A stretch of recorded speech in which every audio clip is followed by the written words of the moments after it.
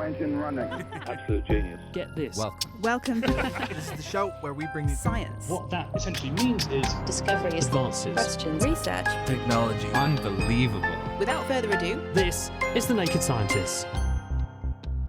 Hello, friend, and welcome to The Naked Scientist, the show where we bring you the latest breakthroughs in science, technology, and medicine. I'm Will Tingle. This week, I'm fighting off all kinds of viruses to look at cyber attacks. Off the back of the cyber attacks on the British Library and our own Cambridge University, we'll be taking a look at the world of cyber attacks from the state level down to the individual. How do they happen? Who is responsible? And how can we protect against them? From Cambridge University's Institute of Continuing Education, this is The Naked Scientists.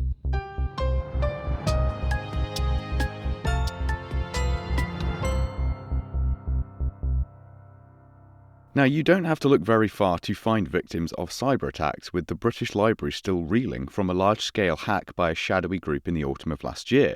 A number of higher education institutions in the UK, including here in Cambridge, were recently hit by a malicious cyber attack too. But where exactly do they come from? I've been speaking to the University of Oxford's Kieran Martin. Kieran has been described as a cybersecurity ace and helped set up the National Cybersecurity Centre here in the UK. I began by asking him what exactly a cyber attack is. It's a great question, because sometimes you get pretty nonsensical statistics from, say, banks. They say, we suffer 10 million cyber attacks a day. And what that means is there's 10 million micro events where something a bit dodgy touches the edge of the network. Most of the time it doesn't do any harm. I would describe a cyber attack as an unauthorized intrusion into a network that causes significant damage.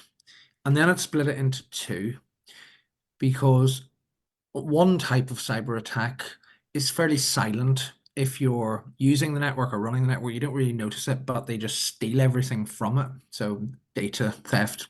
But the second is more disruptive. You can't use it. So it's an unauthorized intrusion that either leads to the theft or disruption of a computer network, is what I would call a cyber attack.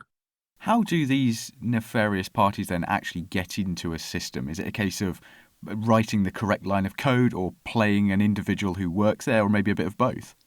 There's all sorts of ways. And most of these operations that I've talked about have at least one very basic and very old method of intrusion. They get more sophisticated. I mean, you can teach anybody to hack. Back in the UK in 2014, TalkTalk, the telco, suffered a pretty high-profile breach, and that was something called a SQL injection or SQL injection, which is basically writing pretty basic malicious code into a data entry form on a website.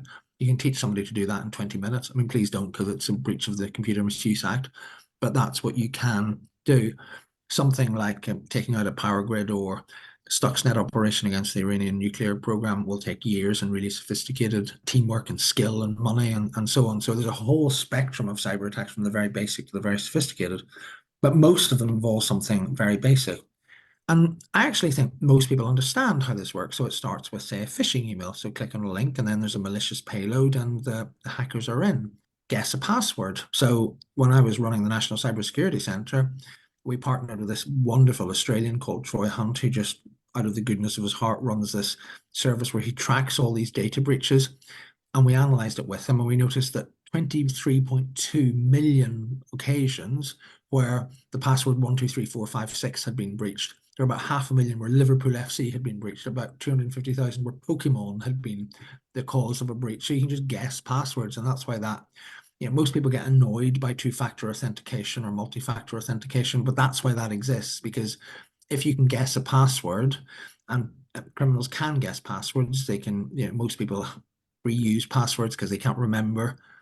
So ultimately, the basic route of entry, and you mentioned, studying people. I mean, LinkedIn is maybe a useful professional tool for millions of people. It's also an absolute treasure trove for identifying vulnerable targets for cybercrime and cyber operations from nation states.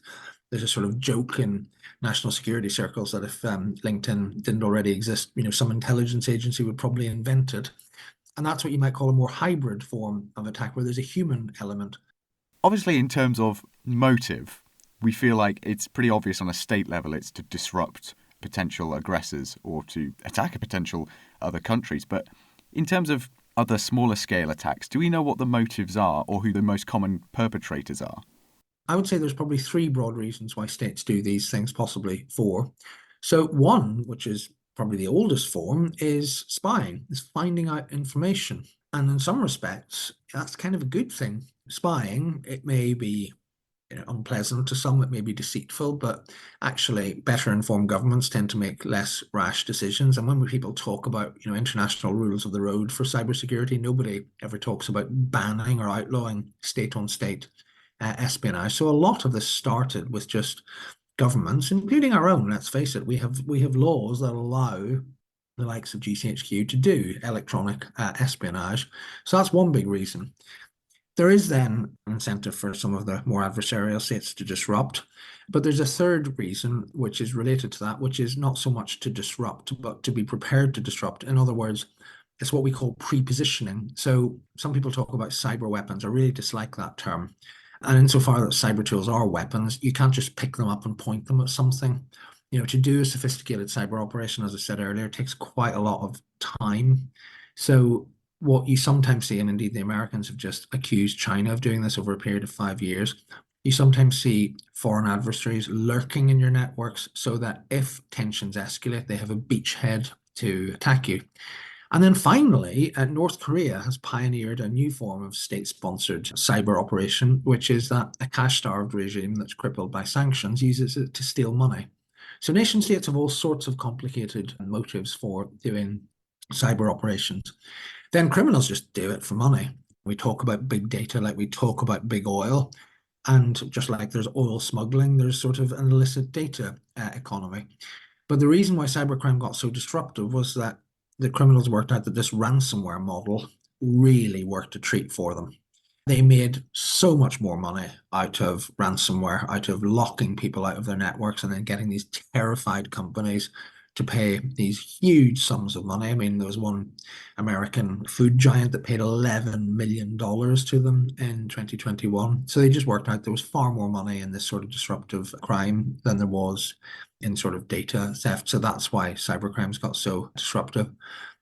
And the other sort of possible cyber dog that hasn't really barked is terrorism. I think we're legitimately worried about terrorists sort of harnessing cyber capabilities to inflict absolute horrors on our societies. But it turns out that they can't do that most of the time because the sort of skill and infrastructure and money and people and time you need to do a very sophisticated cyber operation that could do loads of damage just isn't available to organizations that are trying to evade detection by the Americans and the British and others. So mostly, with a few exceptions, we're worried about governments and criminals. That was Kieran Martin. We heard from Kieran about where these attacks originate and that sometimes the aim of these attacks is to disrupt a country's infrastructure. Indeed, in 2015 and 2016, Russian cybercriminals were found responsible for attacks on Ukrainian power grids, and they have since targeted Ukrainian telecommunications companies. But the threat of digital incursions extends to our transport of goods and services too. Finding the weak point in a transport chain can cripple the distribution of vital goods, such as food and medicine, across entire continents. And those weak points can come in the most unlikely of places, as I've been hearing from risk commentator Lisa Lewis. So the story I'm going to tell you about is a location. It was a terminal in Europe. It's actually an issue that involved hacking a terminal operating system. So remember, we're talking about maritime.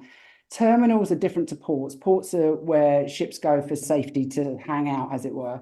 Terminals are used for loading and offloading, whether it's people or freight. It can be bulk, it can be cargo in container boxes. So they're very high functioning, high performance kind of workplaces. Terminals are increasingly automated. They are more and more relying on AI and Internet of Things to track and move the goods. The systems that control those movements is complex, as I'm sure you can imagine. And that's called a terminal operating system, a TOS. And that typically will interface with multiple other systems and data sets within the terminal and externally in terms of customer invoicing and national border control systems. And that becomes really relevant for this example. The terminal team working around it noted there was a real uptick and increase in incidents, and these were around cargo theft and illicit substance fines. These are a standard thing that happens in terminals because of the nature of what's happening there. So on investigation, they did some digging and they understood that the terminal operating system itself had been breached. And this enabled the hostiles to access the whole system in terms of physical access, as well as the assets. So the cargo in terms of the boxes that were being moved on and off the ships, and also the workers. And in terms of the non-physical access, in terms of remote, they were able to access manifests. These are the papers that go along with the cargo in terms of where it's coming from, where it's going to, who it belongs to, and who's paying for the movement. So the target of this incident, the hack, was around the smuggling of goods in terms of cocaine. And the serious and organized crime gangs that were doing these crimes were infiltrating the terminal operating system to find their drugs in these large, if you imagine these very large kind of places, and there are many, many millions of boxes on there, and to hide the evidence of their smuggling. And the route that they got in terms of their backdoor to get into the system, it was very innocent in appearance. It was a light bulb. It was a smart light bulb, but still, it was a light bulb. And the fatal error that allowed this incident to occur was not segmenting this device from the rest of the network. It's the definition of a chain is only as strong as its weakest link, isn't it? Oh, absolutely. I mean, it couldn't be more true. I think, there are increasing evidence, not just in maritime, but in domestically in people's homes and all kinds of commercial settings and even public sector, where something as innocent as a toaster could potentially be your backdoor into your system. That's a pretty extreme case. I hope it's fairly extreme and I hope it's not all that widespread. But are there vulnerabilities in other parts of the goods and transport chain that people are concerned about? There are, absolutely. I mean, if we start with the Internet of Things, it's a layered system. So what you have is different layers of data which are talking to each other. That's how IoT works, right? You have your device, your refrigerator or a light bulb or whatever it is, and then that has software. And that needs to communicate with things. And that tends to go through the cloud. And on the cloud, there are applications. So, there are multiple layers that need to interface in order for this to work. If you think of a container of goods, it's going to move by rail, potentially, and road, and ship, and through a port. And at each point, it's going to maybe be touching on multiple technology devices and systems and data sets, which potentially, where there's complexity, you do get vulnerability. So all of these are potentially vulnerable to attacks, including hacking, where people are getting in, and spoofing, which is when you pretend something is not as it is. So if you picture those Mission Impossible kind of movies where people see something on a CCTV and it's a recording and it's not what's actually going on, you can do that with PNT systems. So in maritime, there's use of smart containers. So these big boxes I was talking about before, they can be applied with widgets that detect the position of the box, its motion, and any tampering in terms of has somebody tried to attack it from the outside or inside, movement sensors or CO2 monitors if people are put inside them for whatever reason. These tags rely on all sorts of different ways to communicate their location: radio frequency, Wi-Fi, Bluetooth, signals from satellites. And as we all know, in terms of GPS signals on our mobile phones, these don't work 100% of the time. So they're vulnerable anyway. If you add into that a hostile actor who's trying to get access to information, everything that's connected is vulnerable. Because I've got you, I do have to ask about something that's been increasingly more pressing in the marine sphere, which is the presence of autonomous vehicles. Because if you are stripping all human elements of a vehicle away, does that not make it more prone to an incursion? It's an evolving area. Risk management is already mature and progressed by regulators and industry, in the maritime world. So if we think about autonomous vessels, these are slowly being rolled out. Don't want anyone to think that they're already out there, as it were, but not the large scale and not the high hazard kind of materials on board. So they are designed to remove people from the ships and use land-based surveillance instead, really. So if you imagine a ship's offshore, it's moving around a port, it's coming into the port. Instead of having the people on the bridge looking at the port, you would have an operator on the land with cameras and various other things feeding that data to the controller. Now, if a vessel or a landside system gets hacked or spoofed, if you had people on the vessel, they'd notice if something went awry. For example, if you're trained to believe the dials, you'll be standing there looking at the dials. And then if somebody goes into the system and changes the position to make you give you a false reading, for example, you would then follow that information. However, as a human being, you would use your eyes and you would look out of the window and say, hold on, the sun's not where it should be. And then you would attempt to take back control and correct the course and your location and things. If you're relying on an electronic feed on the shore, then you lose that layer of protection, as it were, that other kind of check and balance to make sure that everything's okay. So, potentially there have been instances globally where things have gone awry, and there have been significant consequences for people and assets in terms of ships being grounded, colliding, or being stolen with cargo and just disappearing off the grid, right? So it is an issue, but it is recognised by regulators and industry, and it is being managed in an organic kind of way. Lisa Lewis. The Naked Scientists podcast is produced in association with Spitfire, cost-effective voice, internet and IP engineering services for UK businesses. Find out how Spitfire can empower your company at spitfire.co.uk. Music in the programme is sponsored by Epidemic Sound, perfect music for audio and video productions. You're listening to The Naked Scientist with me, Will Tingle. Still to come, how can you protect yourself against cyber attacks? So far, we've been focusing heavily on the large-scale side of cyber attacks, but anyone that's received a dodgy-looking text from a number claiming that your package needs a fee to be delivered can testify that cyber attacks of a slightly smaller magnitude are fairly frequent in day-to-day life. So how do these sorts of attacks work? And are they perpetrated by the same groups as larger-scale incursions? I've been speaking to Professor of Security Engineering at University College London, Stephen Murdoch.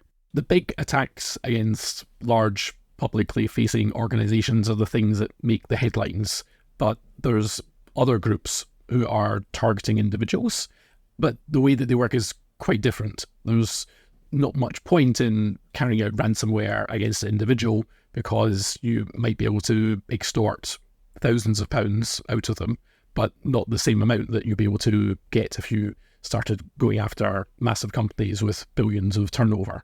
So the criminals who attack individuals are often there either as a staging point to carry out attacks against companies they might be working for, or they might be suppliers to, or they use it for committing fraud. Somehow a criminal will get access to their computer systems or information about them and then use that to somehow take money out of their bank account. What is the most common way that someone might be able to assume your identity? The current most concerning type of fraud is something called authorised push payment. So the way that this has come about is that banking security measures have got significantly better. So somehow the criminal has to convince the victim, so they need to come up with a plausible story, and often that plausible story is based on information that's collected from their computer or from other computers or from data breaches or so on. So the sorts of things that criminals might do is that if they can get into your bank account, they might not be able to steal money, but they can certainly see the transactions, and then they call up the victim and say, this is your bank speaking to you. You know it's the bank because I know your last 10 transactions, so surely you should now do what I say. And then the customer will be tricked into sending their money to what they might think is a safe account, but is actually the criminal's account. That's what we would probably consider a pretty classic form of cyber attack. But as we move towards an almost entirely digital lifestyle, it does seem that we're going to see increasingly bizarre and out there forms of cyber attack. I've even heard of people being hacked through their electric toothbrushes. Yeah, so it turned out the toothbrush hack probably wasn't true, but it's not far away from the truth. Criminals want to make money. The way they do that is because they need something that's of value to them. So a computer might have an internet connection, and if they hack into that computer, they can then attack other computers and get paid for that. There might be valuable data, so the information that could be used for committing fraud. So the criminals are always looking for what is the weakest internet connected device. And that tends to be where you see the more unusual hacks. The criminals are hacking into things like air conditioning units or fish tank units, not because they care about the air conditioner or the fish tank, but because they're just normal computers. And maybe the criminals don't even know that these are connected to some hardware. They just want to get in the network. Those devices are often poorly maintained compared to servers or desktop computers. And once they're inside the network, and it's much easier to move around. Increasingly, there are some frankly, rather chilling stories of facial recognition being involved in these sorts of schemes. I wonder if you could talk us through a couple of those. Again, computing is driven by economics, and one kind of unusual issue is that cameras have become so incredibly cheap because of smartphones. So whereas before you might have some sort of dedicated sensor for identifying whether someone is standing in front of a computer, or you might have sensors on doors to see whether they're open, it can actually be cheaper to build a camera and machine learning system to recognize all of these things. But that could be quite intrusive because it's recording photos, and in some cases the companies promise that the photos never leave the device. They're just used for identifying what's happening, and then the images themselves are being thrown away. But you've got to trust the company when it comes to them claiming that. And even if it's true now, it might not be true forever. The company could change their policies, or the device could get hacked, and then it's a device with a camera in a potentially sensitive organisation. And that almost gives them a secret eye in on a part of the company that people would much rather they don't see. Yes, and there's certainly been examples for good or for bad where people have hacked into cameras. So there's certainly malicious uses of these, and there's some quite terrible examples of where people are blackmailed based on images that have been collected from cameras that are hacked. But there's also more amusing cases, like where someone has hacked into the camera that is surveilling a call center that is used for committing scams. So they were able to see in real time the people who were calling up trying to impersonate Microsoft, and the scam baiters had an amusing time of being able to see what these people were wearing and then tell that back to them, and they seemed quite surprised. We've talked a lot about in this show the economic impact of cyber attacks, and I think that is important, and I think that is also the first thing a lot of people think of when they think cyber attack. They think held to ransom large amounts of money, or even the loss of personal data. But is there also almost a personal psychological side to this? Because if someone is the victim of a cyber attack, do you think their trust in digital services may well drop? They might have a drop in technological confidence. Yes, absolutely. There is quite a significant psychological cost to some of these attacks. It's not just their money that they've lost, they've also lost their autonomy. And so they are definitely traumatized, even if they do get the money back. I could see the same thing if there was going to be personal data stolen. Even if that personal data is never used, that is a intrusion in itself. They might be less trusting of individuals. It could harm their life with their family and their friends. It might mean that they're less likely to go out and meet people. Maybe they'll be less trusting of their bank and put their money underneath their mattress, and reduces risks in some ways, but could cause them harm in other ways. It's much more easy to lose something if there's no powerful organisation looking after it. Stephen Murdoch. So, in a world almost totally reliant on technology to communicate and do business, what measures can be put in place to protect institutions and individuals? I popped along to the William Gates building at the University of Cambridge to see consultant in security engineering Ross Anderson. If you're a business that is a real target of capable state actors, if you're someone like Google or Facebook or Microsoft or Infosys or Tata, or firms that the Russians and Chinese will have dedicated teams trying hard to hack, you end up having several hundred people in your security team, perhaps even more. You have more than one security team. You've got a network control center where you're monitoring all the traffic coming into and out of the devices on your network. You're looking constantly for signals, indicators of compromise, which suggests that there may be a compromised PC on your network, which you might spot because it's phoning home to a known command and control server that somebody else has pointed out is under the control of a foreign intelligence agency. You have got various kinds of malware detection, what used to be called antivirus. You have got rigorous controls to ensure that your software is patched all up to date. You then have a fair amount of staff training. Now, most of the initial compromises of people in companies are due to phishing.